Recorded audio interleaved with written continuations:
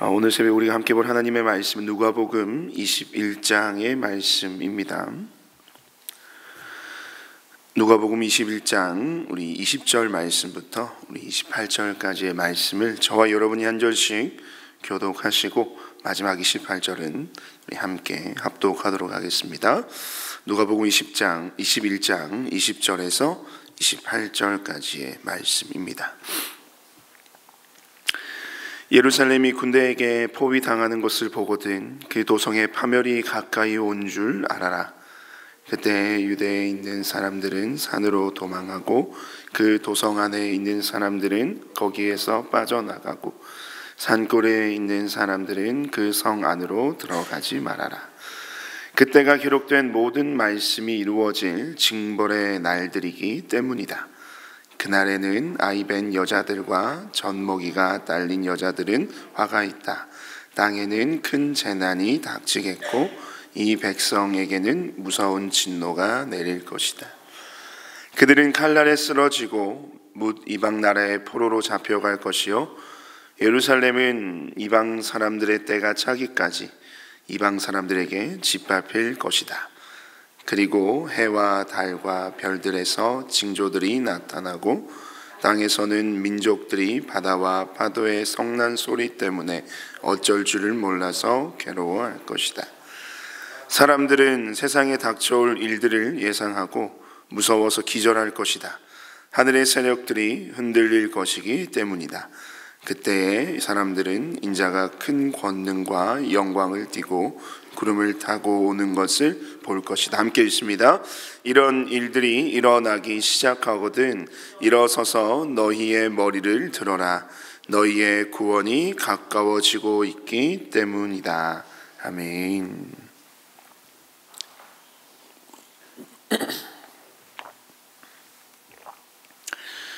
네, 오늘 누가복음 21장 20절 말씀부터 28절까지의 말씀을 가지고 예루살렘이 멸망할 때라는 말씀의 제목으로 여러분과 함께 오늘 또 주님의 말씀의 은혜를 잠시 나누고자 합니다.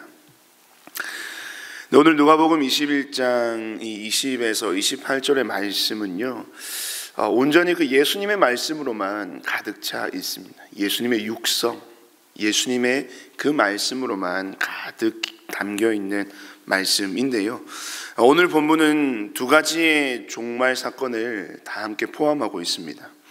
먼저는 20에서 24절까지의 말씀에는 이 예루살렘에 대한 예수님의 멸망의 예언이 담겨 있고요, 25절에서 28절까지는 세상에 대한 최종적 종말의 때인 그 예수님의 재림, 우리는 이것을 헬라어로요 파루시아라고 합니다. 이 파루시아라고 하는 단어는 여러분 기억해 두시면 좋은 단어인데요, 이 예수님의 재림, 최종 파루시아 때에 있을 세상에 관한 심판의 이야기가 이 25절에서 28절까지의 말씀에 담겨 있습니다. 이 종말의 때, 그때 이루어질 이 세상과 예루살렘에 대해 가장 잘 표현하고 있는 오늘의 주요한 단어가 바로 이 본문 20절 말씀을 보시면 이 파멸이라고 하는 단어인데요, 이 파멸, 이것은 헬라어로 에레모시스라고 합니다. 에레모시스. 이 에레모시스라는 것은 이 황폐하게 된 상태나 혹은 철저하게 파괴된 모습을 묘사할 때 사용되는 단어가 에레모시스, 번역하면 파멸이라는 것입니다. 이 단어는 오늘 본문에서 함께 다루고 있는 이 예루살렘 멸망 그리고 세상의 종말의 때를 다 아우르고 있습니다. 예루살렘의 멸망과 이 세상의 모든 종말에서의 이 땅은 철저하게 파괴되고요 황폐화될 것이라는 이 예수님의 예언적 말씀의 선포가 지금 이 군중들에게 선포되고 있는 것입니다. 이 두 가지의 예언 중에 우리가 잘 알고 있듯이요, 이미 한 사건은 지나온 역사 가운데 실제로 일어났습니다. 바로 20절에서 24절의 말씀인 바로 예루살렘의 멸망에 관한 이야기인데요, 예루살렘은 AD 70년 로마의 장군 티투스에 의해서 완전히 멸망당하게 됩니다. 로마의 장군, 로마가 왜 이 예루살렘을 멸망을 시켰냐면, 이 이스라엘 가운데요 로마에 항거하는 과격 분자들로 인한 반란이 발생했기 때문입니다. 그 반란의 원인은 AD 66년에 당시 유대 총독이었던 이 게시우스 플로투스가요, 성전의 금고에서 이 금 17달란트를 이제 훔쳐오는 그런 일이 발생했습니다. 이 거룩한 성전의 기물을 더럽힌 이 플로투스에 대한 항거의 시작이 바로 이 로마에 대한 반란의 시작이었어요. 이때 로마의 황제는 너무나도 유명한 네로 황제였는데요, 그 네로는 베스파시안이라고 하는 당대 최고의 로마의 장군과 그의 아들 티투스를 이 예루살렘 이스라엘 반란군을 진압할 군대로 파견하게 됩니다. 그리고 이 두 사람을 통해서 예루살렘 이스라엘 전역에 있었던 그 반란들은 대부분 진압이 되었고, 이제 AD 67년에 예루살렘 성만을 남겨두고 모든 이스라엘의 반란군은 진압이 되었습니다. 그런데 이 예루살렘 성이 그 로마의 군대에 의해서 완전하게 포위된 상태에서 이 예루살렘 성 안의 상황은요, 아비규환이었습니다. 그들은 끝까지 로마에 항거를 했지만 결국 3년 뒤 AD 70년 예루살렘의 멸망입니다. 이 AD 70년에 예루살렘은 티투스에 의해서 멸망당합니다. 이 예루살렘을 점령한 로마군들은요, 그 또 성전은 물론이고 이 지성소라고 하는 이 이스라엘 백성들의 굉장히 중요한 장소였죠. 하나님의 임재가 있는, 하나님의 그 거룩함이 담겨있는 지성소까지 진입하여서요, 그 이스라엘에 대하여 이 물리적일 뿐만이 아니라 이 정신적으로도요, 예루살렘 이스라엘 백성들을 완전히 그 에레모시스, 이 파멸시켜 버렸다는 거죠. 사실은 이 사건은 누가복음 21장 6절의 말씀인 돌 위에 돌 하나도 남지 않을 것이라는 그 예언의 말씀이 성취된 사건입니다. 예루살렘이 멸망당할 때의 모습은 여러분 그야말로 파멸이었습니다. 사실 로마군에 대항하는 것도 버거웠지만 이 예루살렘 내부에서 있었던 이 반란군들의 약탈과 횡포가 더욱 극에 달하였을 때 이 예루살렘에는 뭐만 남았겠습니까? 이 에레모시스라는 의미가 담고 있는 황폐함과 잔혹함만이 그 땅을, 그 성을 뒤덮었습니다. 그 당시의 참혹함에 대해 이때 유대 역사가인 요세푸스가 한 여인의 이야기를 그의 책 가운데 남기게 되는데요, 그 여인의 이야기를 제가 여러분에게 그대로 읽어드려 볼 테니까 그 당시의 예루살렘 멸망의 상황이 얼마나 참혹했는지를 한번 머릿속으로 상상해 보시길 바랍니다. 요세푸스가 남긴 한 여인의 이야기입니다. 예루살렘에서 강도들과 다름없었던 유대 저항군들의 시달릴 대로 시달린 한 여인은 화를 이기지 못한 나머지 아기를 붙잡고, 불쌍한 아가야, 전쟁과 기아로 가득한 이 세상에 너를 살려둬서 뭘 하겠니? 머지않아 굶주림이 우리를 덮칠 때고 로마군이 들어올 때까지 살아남는다고 해도 노예가 될 수밖에 없단다. 반란군들은 로마군이나 굶주림보다 더 잔인하구나. 자, 아가야, 내 식량이 되거라. 그래서 반란군들에게 분노의 복수가 되고 유대인의 처참한 순환을 완결짓는 공포스러운 이야기를 이 세상에 남기거라 라고 말하고 나서 아이를 죽여 불에 구워 절반을 먹고 절반은 감춰 두었다. 반란군들은 고기 냄새를 맡고 달려와 고기를 내놓으라고 협박했고, 여인은 남아있는 아기 시체를 꺼내 보였다. 이를 본 반란군들은 경악하며 공포에 질려 꼼짝 못하고 서 있었다. 여인은 내 손으로 구운 내 아기요, 자 드시오. 나는 벌써 먹었소. 이 여인보다 나보다 약한 신용도 하지 말고 어미보다 어진 신용도 하지 마시오 라고 말했다고 한다. 요세푸스가 남긴 예루살렘 멸망 당시에 그 성 안에 살았던 한 여인에 관한 이야기의 기록입니다. 정말 참담하고 처참한 일이 아닐 수 없죠. 이 요세푸스의 한 여인에 관한 이야기는요, 오늘 본문 23절에서 그날에는 아이벤 여자들과 젖먹이가 딸린 여자들은 화가 있다라고 하는 말씀이 예루살렘 멸망 상황 속에 일어났음을 보여주는 하나의 증거이기도 합니다. 잔인하고 반인륜적인 이런 상황이요, 지금 이 멸망의 현장 속에서 일어날 일들이라고 하는 것이죠. 여러분, 그렇다면 왜 하나님은 이런 고통과 아픔을 예루살렘과 또 최종 나중에 때는 이 세상 가운데 선사하실까요? 그것은 사실 하나님의 오래 참음 뒤에 일어나는 그들의 삶의 행적들에 대한 하나님의 징벌이라고 오늘 본문은 이야기합니다. 본문 22절 말씀을 보시면 그때가 기록된 모든 말씀이 이루어질 징벌의 날들이기 때문이다 라고 합니다. 여기서의 징벌은요, 이 에크리케세오스라고 하는 헬라어 단어가 사용되는데 보응이라는 단어입니다.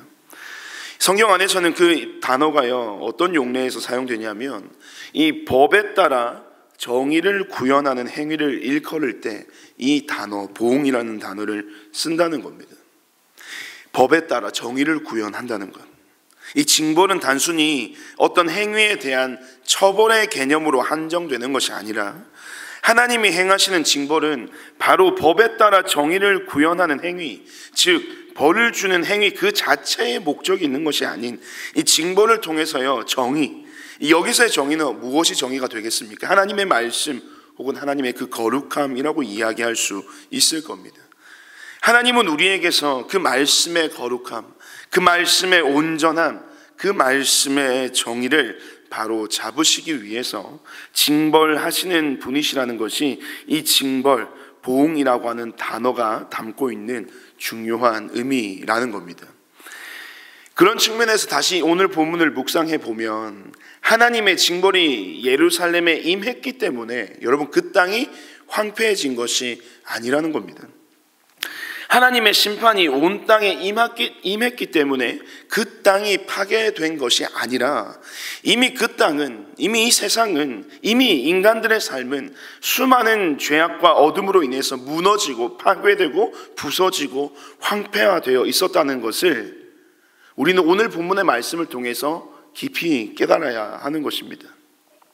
파괴시키시고 심판하시는 하나님이 있으시기 이전에 이미 하나님을 떠나서 죄와 어둠의 권세 아래에서 거룩하게 살아가지 못하는 우리의 인생이 먼저 있었음을 오늘 우리는 이 새벽 분명하게 인식해야 한다는 점입니다. 그것을 오늘 우리가 본문 안에서 깨닫지 못하면요, 사실 이 말씀은 우리에게 아무런 효용 가치가 없게 되어버릴 겁니다. 이미 저와 여러분은요, 종말의 시대를 살아가고 있는 자들입니다. 우리는 태어날 때부터요, 종말을 향해 달려가는 인생들이라는 겁니다. 누구에게나 종말, 끝은 존재합니다. 그 끝이 이 땅에서의 삶의 연수가 다하여 자연스럽게 끝이 날 수도 있고요, 또 건강의 문제 혹은 갑작스러운 사고로 인해 인생의 끝을 종말을 보게 될 수도 있습니다. 또 어쩌면 우리가 살아있는 때에 이 AD 70년 당시의 유대인들이 예수님이 말씀하신 이 멸망에 대한 예언의 성취를 직접 경험한 것처럼 우리 또한 우리의 생애 가운데 이 예수님의 최종 파루시아, 재림을 보게 될지도 모른다는 거죠. 그 날과 그때는 아무도 모르고 오직 누구만이 아십니까? 하나님만 아시잖아요. 그렇기에 지금도 우리는, 저와 여러분은 모두 이 종말의 시대를 살고 있고 종말을 향해 나아가고 있는 존재들이라는 것입니다. 삶과 죽음, 이 시작과 끝, 이 시작과 종말 그 사이 어딘가를 살아가는 우리에게 이 멸망과 징벌이라는 두 단어를 통해 오늘 본문의 메시지를 주시는 이유, 하나님이 이 메시지를 저와 여러분에게 주시는 이유가 어디 있겠습니까? 그것은 바로 그 언제 임할지 모르는 이 종말의 때를 지혜롭게 준비하라는 것입니다. 오늘 이 본문의 20에서 24절의 말씀도 여러분 가만히 잘 살펴보시면 그 징벌의 때가 임할 징조를 말씀하시면서 어떻게 말씀하십니까? 그때를 알고 그 징벌을, 멸망을 피할 그 타이밍을 우리에게 알려주시고 있지 않습니까? 어떻게 그 징벌과 그 멸망의 때를 우리가 피해갈 수 있을지. 이 온 세상에 대한 멸망과 심판의 메시지가 담긴 25절에서 28절의 말씀에서도 예수님은 동일한 기조를 이어나가십니다. 수많은 징조들이 있을 테고 반드시 인자가 다시 오는 것을 온 세상이 볼 터인데 28절 말씀에 그때 너희는 일어서서 머리를 들어라.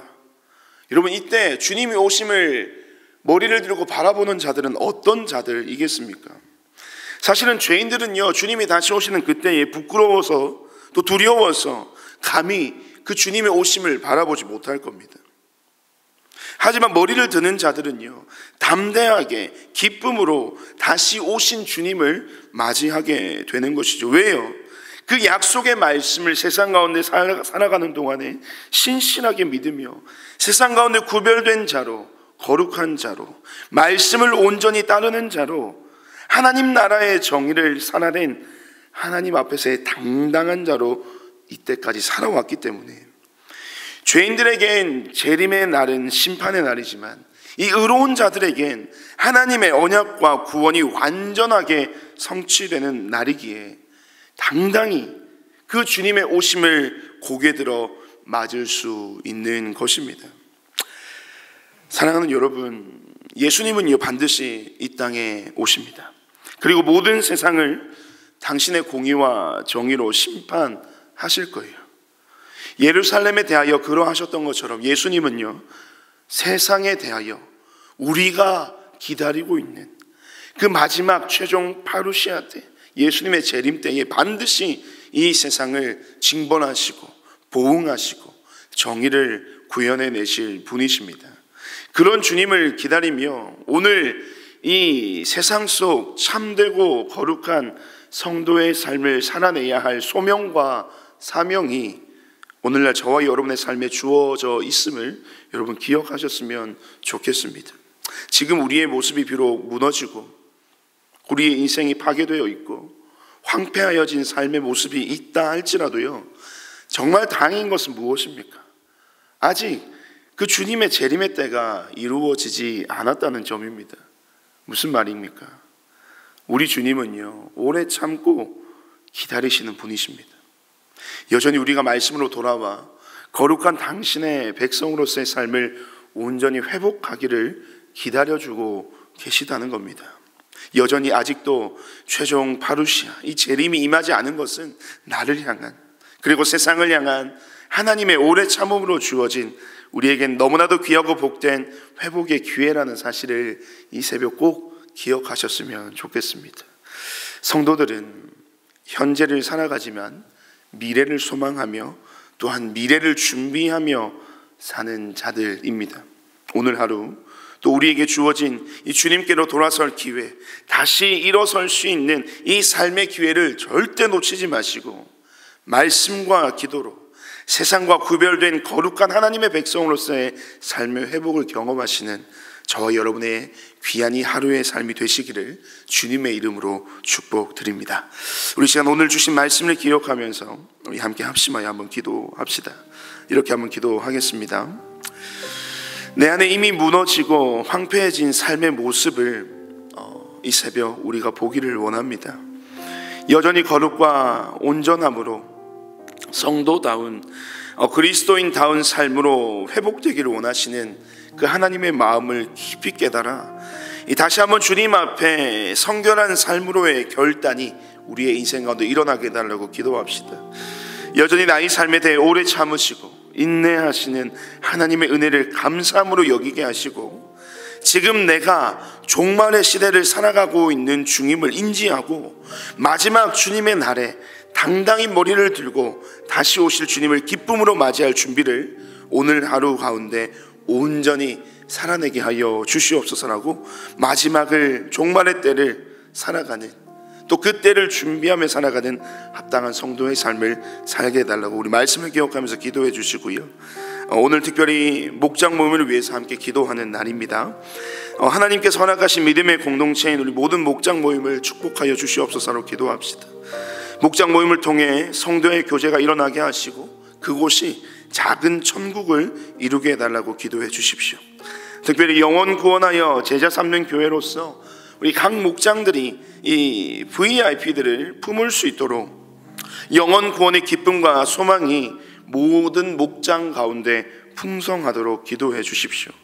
특별히 목장을 또 섬기는 모든 목자들에게 예수님의 마음을 허락하여 주시고 그 목자의 사역을 감당할 수 있는 능력과 힘과 기쁨과 감사를 주시도록 또 여러분이 속해 있는 모든 또 목장의 목자들을 위해서 함께 기도해 주시고요. 마지막으로는요, 다음 주부터 있을 고난주간 특별 집회를 위해서 함께 기도해 주십시오. 우리 특별 집회 가운데 하나님께서 함께 하시고 또 말씀의 은혜와 능력을 덧입혀 주셔서 이 예수의 고난을 깊이 묵상하고 십자가의 진수를 맛보게 되는 은혜가 우리 모든 성도들에게 충만하도록 특별히 말씀을 맡으신 우리 담임 목사님을 비롯하여서요, 또 이종규 목사님과 엄기영 목사님에게 성령의 충만함을 더해 주셔서 정말 그들의 입술을 통하여 하나님의 생명력 있는 힘 있는 복음의 메시지가 이 강단에서 선포될 수 있도록 우리 말씀을 전하시는 우리 모든 또 말씀의 사역자들을 위해서 함께 기도해 주셨으면 좋겠습니다. 이 시간 말씀을 기억하며 또 목장 모임을 위하여 또 다음 주에 있을 우리 고난주간 특별 집회를 위해서 함께 기도해 주시고요, 각자 개인의 기도 제목으로 자유롭게 기도하시고 돌아가시길 바랍니다. 우리 함께 합심하여 기도하겠습니다.